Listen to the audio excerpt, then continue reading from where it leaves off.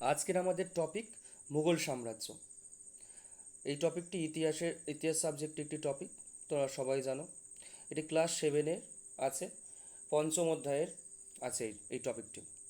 Second unit টেস্টের জন্য এই টপিকটি হলো অন্যতম গুরুত্বপূর্ণ একটি চ্যাপ্টার, এবং শুধু ক্লাস 7-এর জন্য নয়, যে কোনো কম্পিটিটিভ পরীক্ষায় যেখানে ইতিহাস অ্যাজ এ সাবজেক্ট আছে, সেই সমস্ত পরীক্ষায় মুঘল সাম্রাজ্য একটি গুরুত্বপূর্ণ চ্যাপ্টার।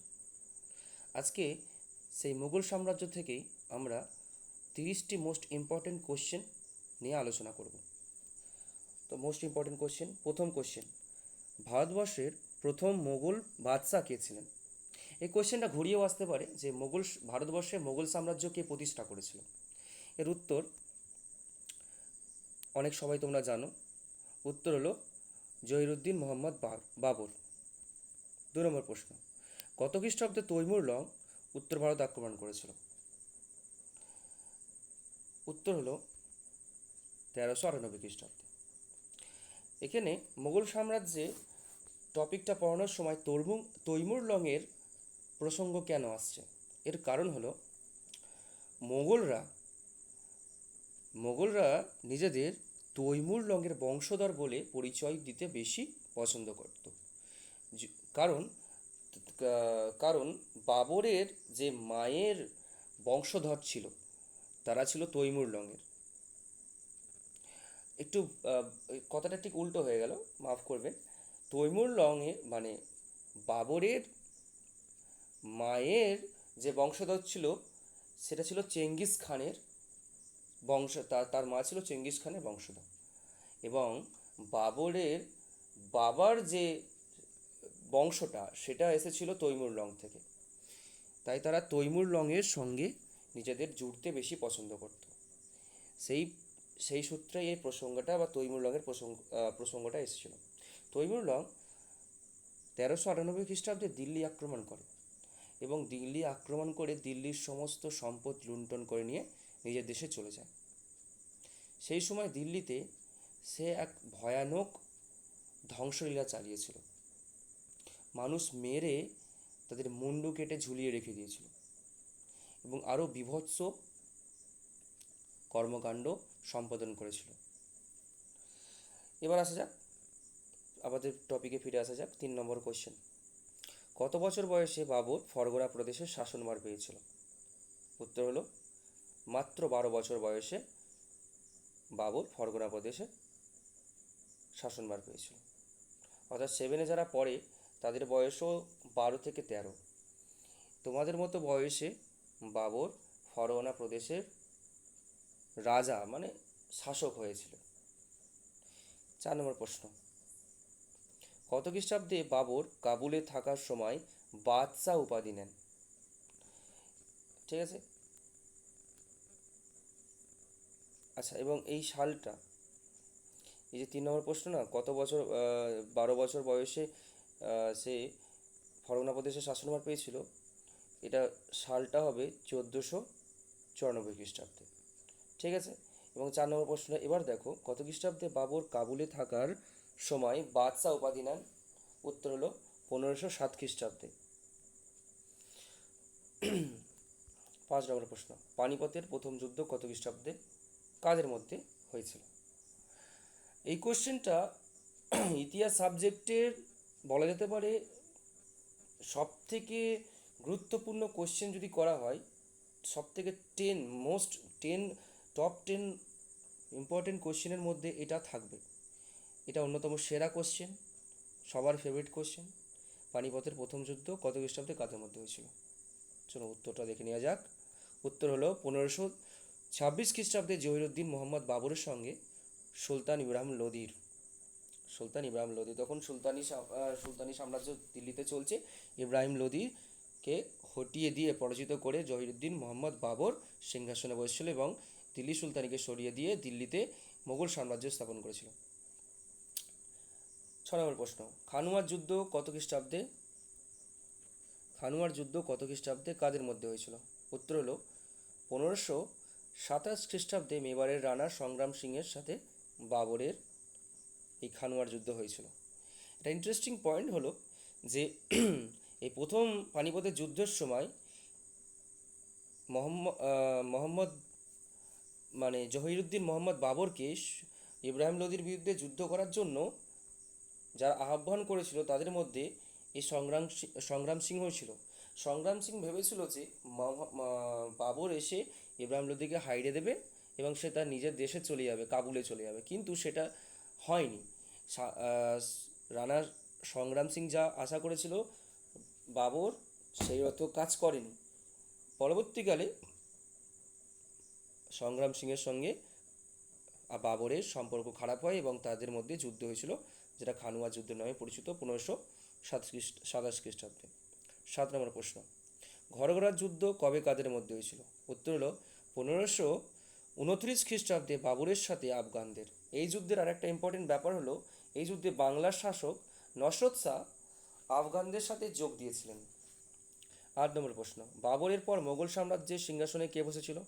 উত্তর হলো বাবরের পুত্র হুমায়ুন। বাবরের পুত্র হুমায়ুন বাবরের পর মোগল সাম্রাজ্যে বসছিল, মোগল সাম্রাজ্যের সিংহাসনে বসছিল। 9 নম্বর প্রশ্ন, কত খ্রিস্টাব্দে কাদের মধ্যে চৌসারের যুদ্ধ হয়েছিল? এই যুদ্ধের ফলাফল কী ছিল?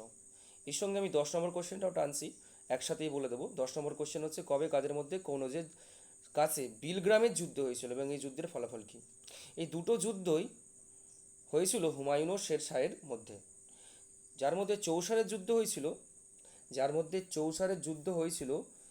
1539 খ্রিস্টাব্দে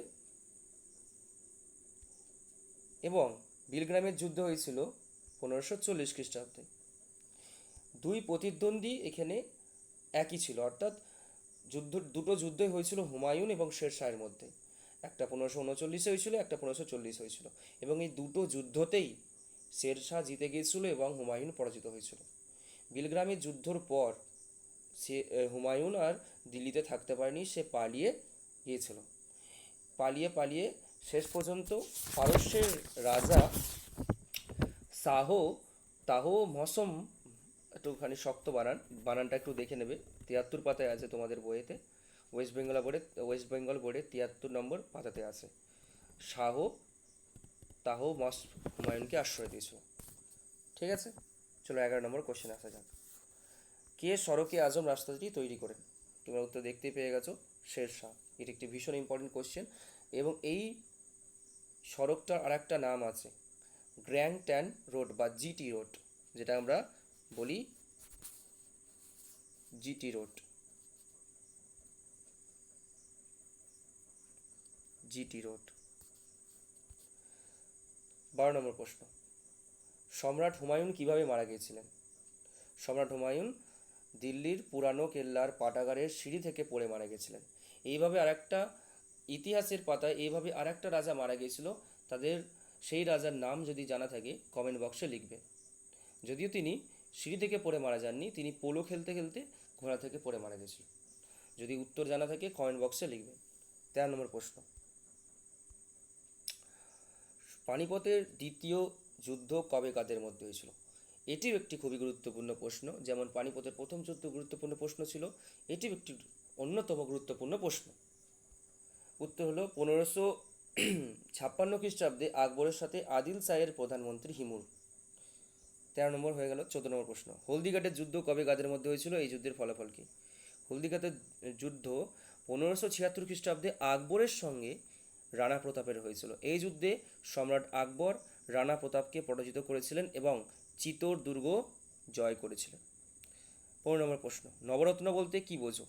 আকবরের দরবারে বহু বিশিষ্ট মানুষজনের মধ্যে 9জনকে একত্রে বলা হতো নবরত্ন। নেক্সট কোশ্চেন, রাজা বীরবলের আসল নাম ছিল? তোমরা উত্তর দেখতে পেয়েছো, মহেশ দাস। মহেশ দাস ছিল রাজা বীরবলের আসল নাম। রাজা উপাধিটা তাকে আকবর দিয়েছিল তার বুদ্ধিমত্তার জন্য। নেক্সট কোশ্চেন, 17 নম্বর কোশ্চেন, আকবর নামা বইটিকে লিখেছেন? উত্তর হলো ঐতিহাসিক আবুল ফজল। ঐতিহাসিক আবুল ফজল মহাশয় আকবর নামা বইটি লিখেছেন। নেক্সট কোশ্চেন, মুন্তাখাব উত তাওরিখ বইটিকে লিখেছেন? তখনকার আরেকটি ঐতিহাসিক ছিল, তার নাম হলো আব্দুল কাদির বদাউনি। তিনি কি করেছিলেন? মুন্তাখাব উত তাওরিখ বইটি লিখেছে। নেক্সট কোশ্চেন, 19 নম্বর কোশ্চেন, বারো ভূঁইয়া কাদের বলা হয়? দুটি বারো ভূঁইয়া নেতার নাম লেখো। খুব ইম্পর্টেন্ট কোশ্চেন, তাহলে জানা যাক। আকবরের ছেলে এবং এবং বা ও যেটা খুশি বলতে পারো তোমরা, আকবরের ছেলে ও উত্তরসূরি জাহাঙ্গীরের সময়ে বাংলার স্থানীয় হিন্দু জমিদার ও আফগানরা মোগলদের বিরুদ্ধে বারবার বিদ্রোহ করেছে। এই বিদ্রোহীরা একসঙ্গে বারো ভূঁইয়া নামে পরিচিত। দুটি বারো ভূঁইয়া নেতার নাম হলো চাঁদ রায় ও কেদার রায়। এছাড়াও আছে ঈশা খান। নেক্সট কোশ্চেন, জাহাঙ্গীরের আমলে কোন শিখ গুরুকে প্রাণদণ্ড দেওয়া হয়েছিল? উত্তর হলো গুরু অর্জুন দেবকে। 21 নম্বর প্রশ্ন, ঔরঙ্গজেবের আমলে কোন শিখ গুরুকে প্রাণদণ্ড দেওয়া হয়েছিল? উত্তর হলো গুরু তেগ বাহাদুর সাহেবকে। 22 নম্বর কোশ্চেন, তৎকালীন সময়ে আহমেদনগরের প্রধানমন্ত্রী কে ছিল? মালিক অম্বর।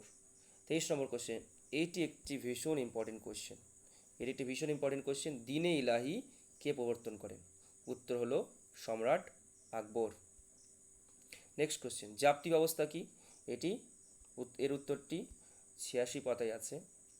যাই হোক, আমি উত্তরটা লিখেও দিয়েছি, দেখে নাও। জমি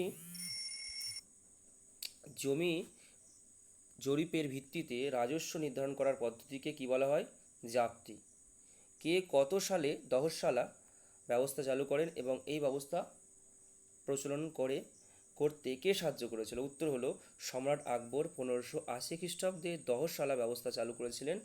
এই ব্যবস্থা প্রচলন করতে তার রাজস্ব মন্ত্রী রাজা রাজা টোডরমল এবং আরও কয়েকজন রাজকর্মীদেরকে সাহায্য করেছিল। কররি কাদের বলা হয়? দেখে না উত্তরটা, যেসব কর্মচারী রাজস্ব আদায় করত এবং কানুনগোদের তথ্য মিলিয়ে দিত তাদের বলা হতো করবি। 27 নম্বর কোশ্চেন, কার আমলে মোগলরা কান্দাহারের ওপর নিয়ন্ত্রণ হারিয়েছিল? উত্তর হলো সম্রাট শাহজাহানের আমলে। সুলা-উল কুল কথাটির অর্থ বা সুলা-ইল কথাটি মানে কি, বা এই কি এরকম কোশ্চেন আসলেই উত্তরটা কি লিখবে দেখে নাও। সকলের প্রতি সহনশীলতা ও সকলের জন্য শান্তির